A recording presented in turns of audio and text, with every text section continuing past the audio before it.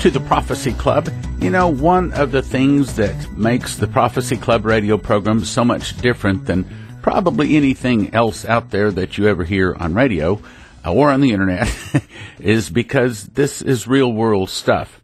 Okay, now yesterday in the broadcast I was talking about and encouraging everybody to get the DVD, Building Your Prayer Closet, Protection in the Day of Trouble. I think it's really important for you to have that prayer closet, and the DVD can point you how to do that. Now, let me tell you what I'm talking about. It was October the 18th of 2007, and I did not know that Leslie prayed this. But at this particular time, we were in a particularly deep financial hole. Now, I understand that it's nothing that we're doing wrong. I mean, it's just like when Dimitri came to Michael Boldea in that dream. He said it's all a test, and that really spoke to me too. As a matter of fact, all of us, in order for us to have a testimony, we all have to go through a test. Testimony test. Okay, that's where we get the testimonies because we survived a test. So here was the situation October 18th, 2007. Our finances had reached a new low. Unbeknownst to me, Leslie asked God if it was time for her to tell me to just go close the Prophecy Club and just go get a job. Well, God answered her that night, and this was the dream. She said, I was walking down a corridor, and I dropped a marble. It rolled under a door. I opened the door to get the marble and disrupted a very important meeting. Everyone stopped talking and looked at me. I apologized for intruding and left. But when I closed the door, I noticed a shoebox top on the floor. I picked it up, and a red marker began writing words on the shoebox top. And an audible voice spoke the words as they were being written. The voice in the dream was so loud, I woke up, I jumped out of bed, and I was standing beside the bed, yet the words continued to write, and I continued to hear the voice speak. Okay, so this was, I mean, that's pretty confirming when all of a sudden it moves from a dream to the real world. Okay, so now here it is at like 2 o'clock in the morning. She has jumped out of bed. She's standing beside the bed, all woke up now, and the voice continued to say, just as I did for David, I delivered him out of the hand of his fowler. I will do for you. I, the Lord, saith so. That's why you and I both want to have a prayer closet. And I'm not talking about a hammer and nails and something you build with wood. I'm talking about a relationship that is very unusual. Matter of fact, based upon the comments I get back from this DVD, the comments when I have talked about it, I put myself on, I don't know, a 14, 16, 18 city speaking tour and talked about it. Matter of fact, let me tell you one little story. When I made the DVD, I made it in Topeka, Kansas. And these were people that had been coming to Prophecy Club meetings for a long time, a lot of years, having heard a lot of speakers.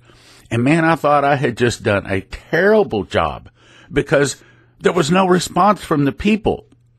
I mean, they just like were frozen. I mean, their faces were frozen. They were frozen in their seats. I thought, oh boy, this is bombing. And after it was over and we turned off the cameras, there was no applause. I mean, okay, everybody wants to know you did a good job. Okay, all right. There was no applause. Turned off the cameras, everything stopped. And I just looked at the audience. And I said, was it that bad? And they said, no, Stan. No, this by far, and they started welling up tears in their eyes. And they said, no, Stan, this by far is the best DVD that you have ever made. Matter of fact, this by far is the most important and most powerful message that we've ever heard in our life. This is earth-shattering. This is life-changing. You did a super job. All right, now, let me explain. We're in another one of those financial pinches of no fault of our own, and maybe it's another test, or maybe we're actually in a Trump slump. I personally think that we're in a Trump slump. Matter of fact, the reason I say that is because I've talked to my agent, and he is also the agent for several other prophetic watchman informational type programs. And he tells me that they're just about all hurting. And so he is not surprised at all. Just about all of their finances have dried up. And why? Well, I think it's because Trump won the election and they think happy days are here again. And so now we can forget about the prophets. We can forget about the prophetic warning. We can forget about any of the hard times coming. We don't need to hear any of that stuff again. Everything is okay. So what has this done? Well,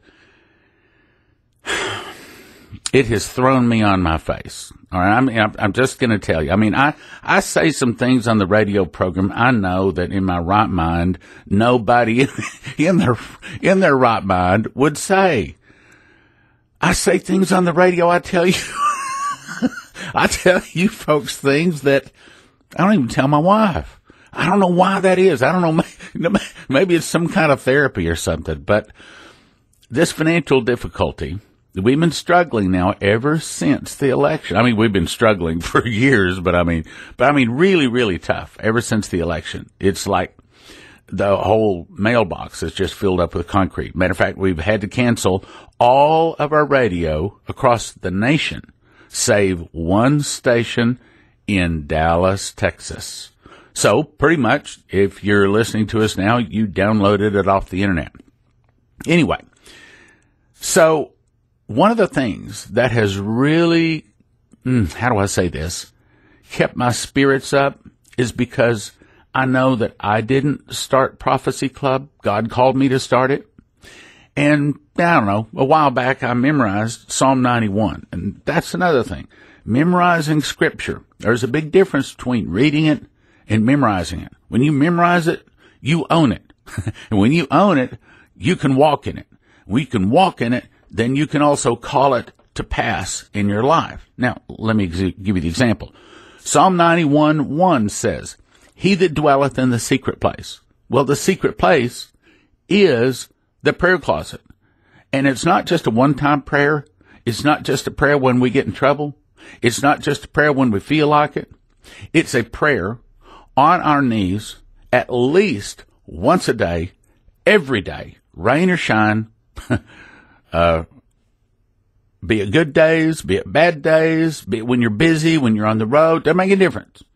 I fall to my knees every night, and because I never thought I was ever going to tell anybody that I was doing this. I never made note of the date it started. I can tell you it was someplace in the ballpark of around 14 years ago. But every night I fall to my knees to tell my God, and every time I start talking about it, I start getting emotional, and my throat starts closing up. So I have to try to stay away from the emotional part. I won't be able to talk. But Psalm 91:1 says, "He that dwelleth in the secret place of the Most High shall abide under the shadow of the Almighty."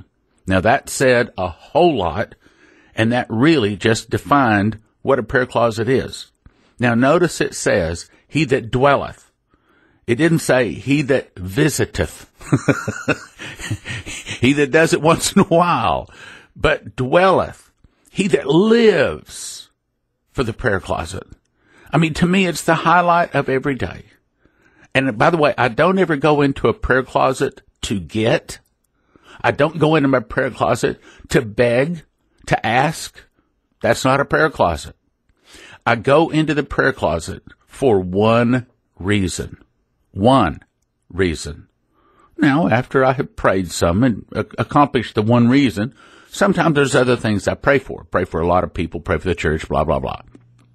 But the primary reason, the one reason I go into a prayer closet is to humble myself and to tell my God I love him. All right. There goes my throat again. I start getting emotional. I can't talk. So I love my God. I love the Lord. And it's my time to tell him, if my throat will work, it's my time, my personal, private time with my God.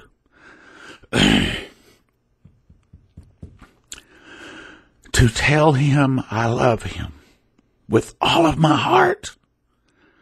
With all of my heart. to just tell him I love him. And there is no right way, there is no wrong way to tell God that you love him. You just begin to tell him with all of your heart. You see, when I dwell in the secret place of the Most High, then I abide. In other words, I live with him. I walk with him. I hear him. I abide under the shadow of the Almighty. And all the rest of the psalm is simply defining that. Because life,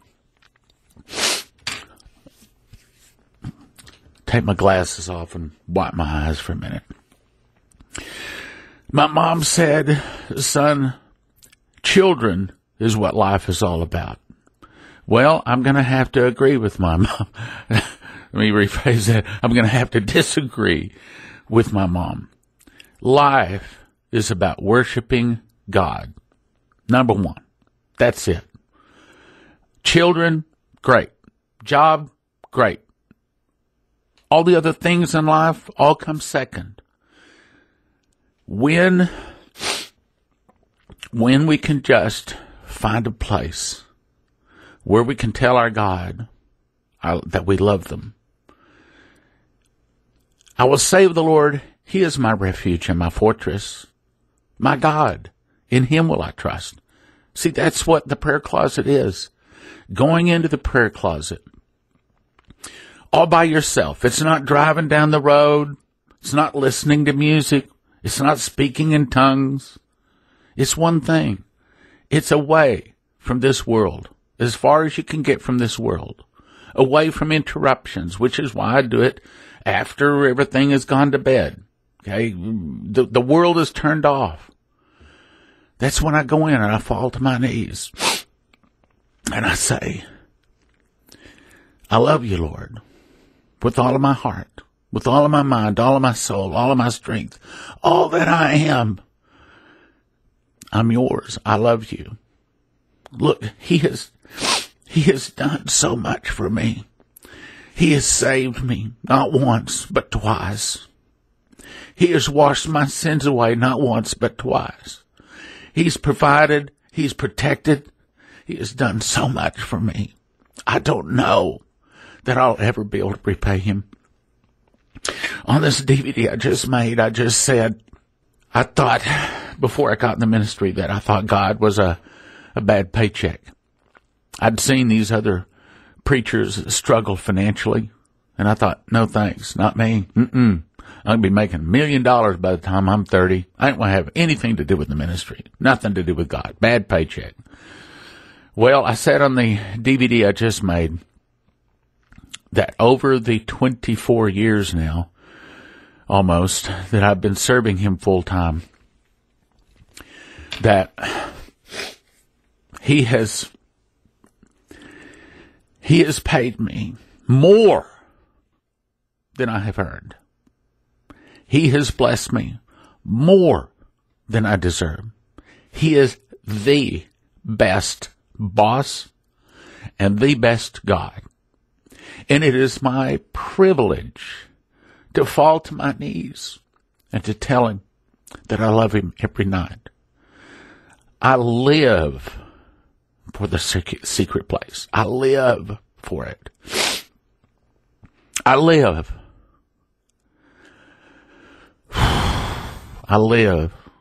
to worship him. That's the prayer closet, brothers and sisters.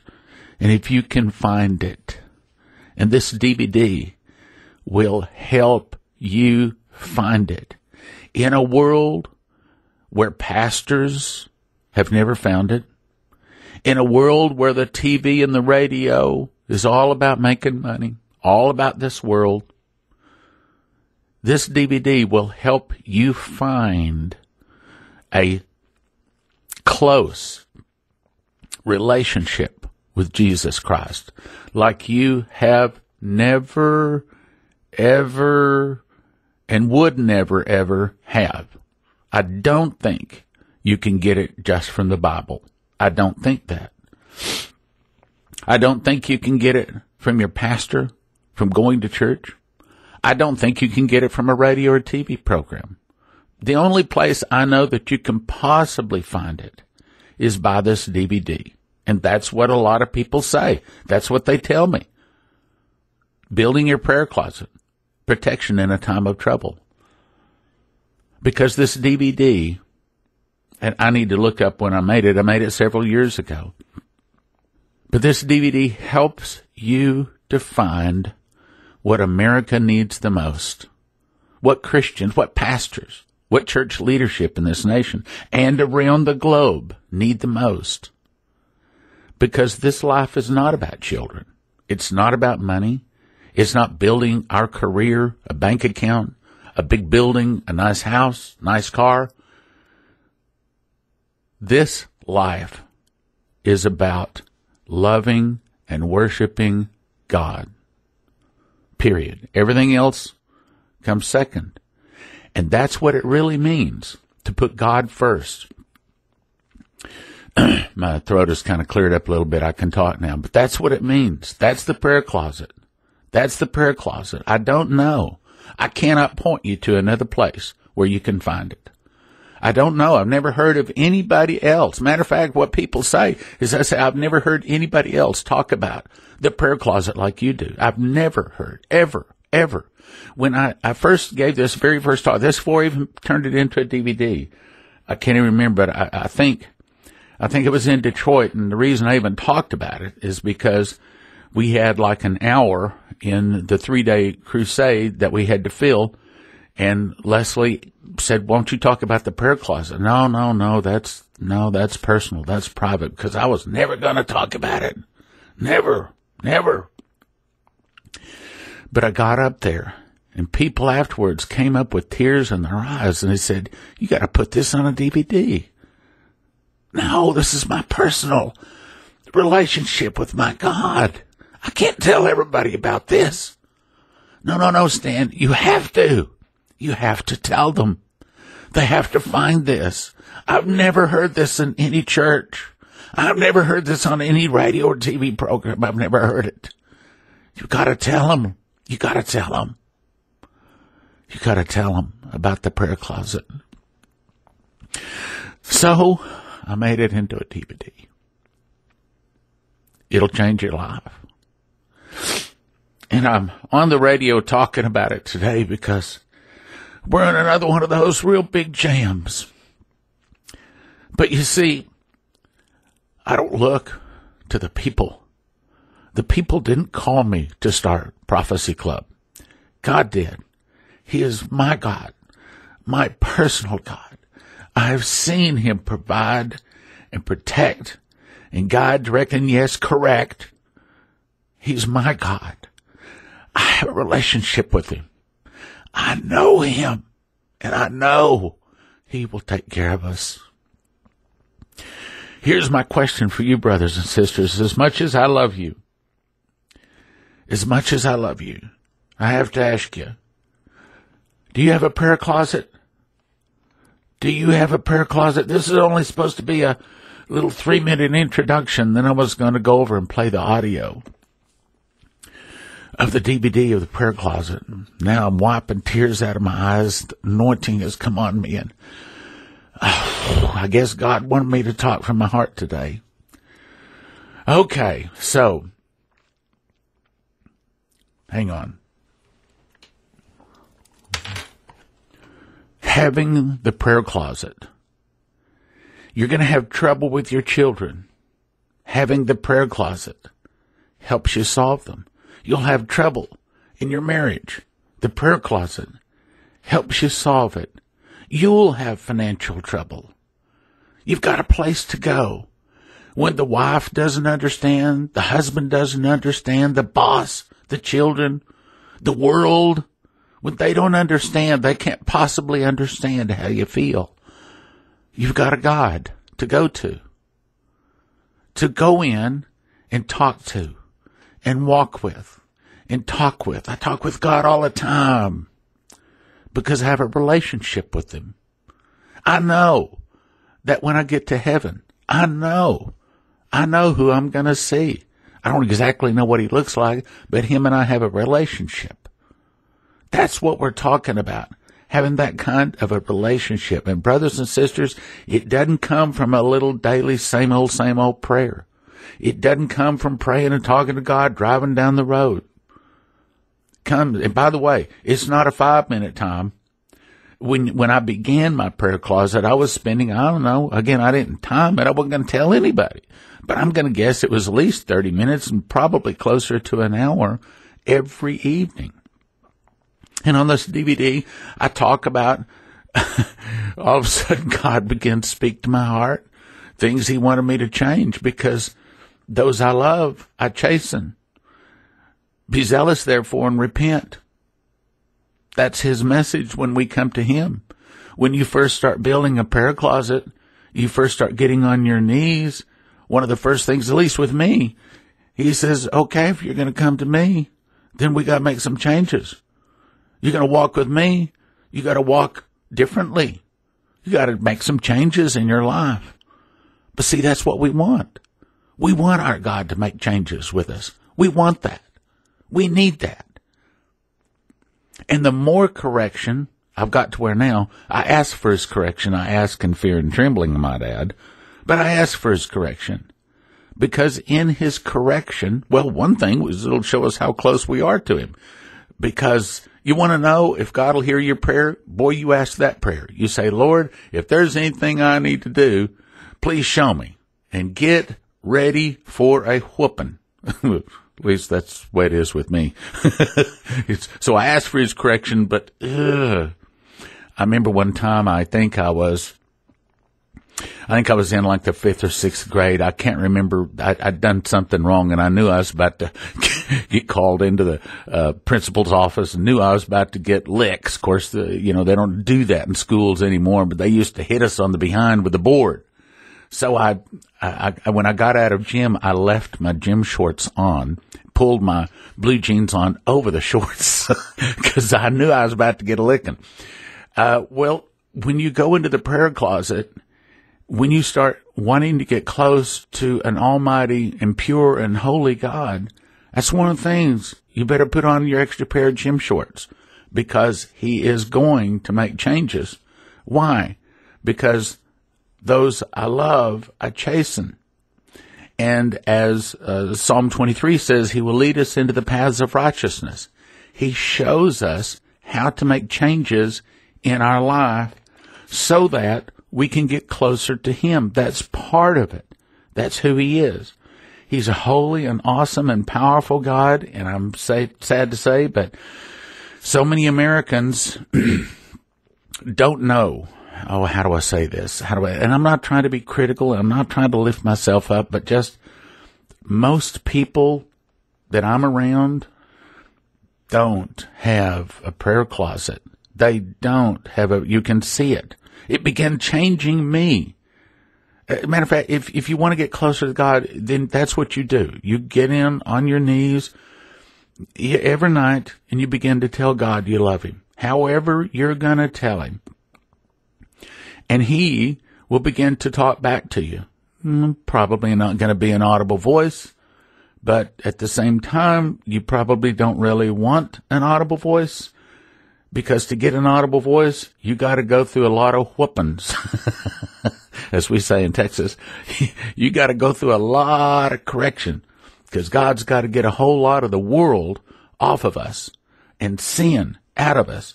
Why, he's going to point out things to you, at least it did to me, that are sin that you didn't even think was wrong. What do you mean? What's wrong with that?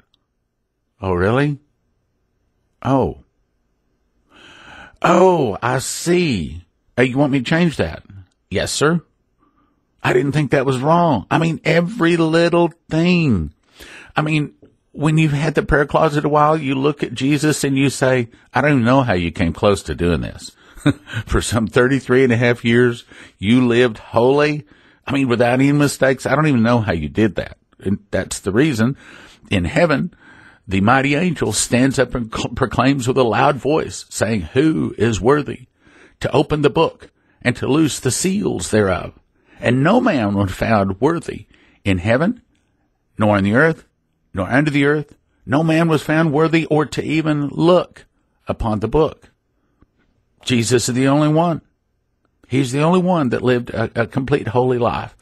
And when we start building that prayer closet, brothers and sisters, he's going to start asking us to make changes. Changes in the way we deal with people. Not just with our lips, but with our walk and our talk, our attitudes, the way we think, all the time. All the time. Matter of fact, here's a pretty good gauge. You want to find out how close you are to God? Ask yourself this. How often is God correcting you? I remember when George Bush was running for the presidency. A lot of people thought, oh, he's a born-again Christian. And I answered this way, and I said, well, I don't know if he's really a Christian, but I can tell you how to find out. All you have to do is ask him one question. Just say, what is God dealing with you on to correct in your life right now? Because a real Christian that really is walking and talking with Jesus has always got a list of, in my case, 5 or 10 things he's working for me to change. And if I can ever remove one, that number one thing, it just rotates up. It's not that I didn't used to have 10, now I have 9. There's still 10. There's still things he wants me to change. Because as we get close to a holy and perfect, all-knowing, all-seeing, all-powerful God, we have to make changes. And the more we are in the world, the less he corrects us. But the more we tell him that we want to get close, tell him that we want him to correct us, tell him that we want to be close to him, we want to be more holy, the more he corrects us. And by the way, I don't know if you hear this sort of stuff on other radio programs out there, but this is the kind of walk we all want. We all want to get closer to Jesus. Well, again, I've been praying, and so I'll continue to pray, and we're in a particular deep financial hole right now. So if you could help Prophecy Club, that would be wonderful. If you want to get the Prayer Closet gift offer, the DVD is $30. And we right now have a special offer going where you can get 3 DVDs. You can get Explosive Prayer Strategies by Bree Keaton and America's War in Heavens. That's the brand new DVD she just made this past weekend. And Building Your Prayer Closet. All 3 of them valued at $90 for a gift of just $35. And for that good a deal, I believe you'll probably tuck in an extra donation just to help Prophecy Club so that you can continue to hear this voice tell you the things that other ministries won't say. Thank you for listening. Thank you for your prayers, and thank you for your gifts of support. God bless. Brothers and sisters, God wants us to help his side win the battle for souls. The Prophetic Club is on the tip of God's spear. Join the battle and prayerfully consider supporting the Prophetic Club with your gifts of support. We would not be here without your prayers and generous financial support. Now from the Prophecy Club, some exciting opportunities for you. As you know, Redwood Gold is now sponsoring the Prophecy Club. That means that they help us to continue to be able to come to you. So, of course, we want to help them. In an effort to get you to introduce yourself to them, they're offering a 1-gram silver bar free and postage paid just for giving them a call. They just want to get to know you. Now, it's a limited time offer. It works like this. You call Redwood Gold, tell them you listen to the Prophecy Club, chat with them a moment. They send you a 1-gram silver bar free and postage paid. Redwood Gold, 844-800-6677. Pretty good deal, huh? Just for an introduction. Redwood Gold, 844-800-6677. No obligation. Tell them you listen to the Prophecy Club. Redwood Gold, 844-800-6677. You got nothing to lose. Call today.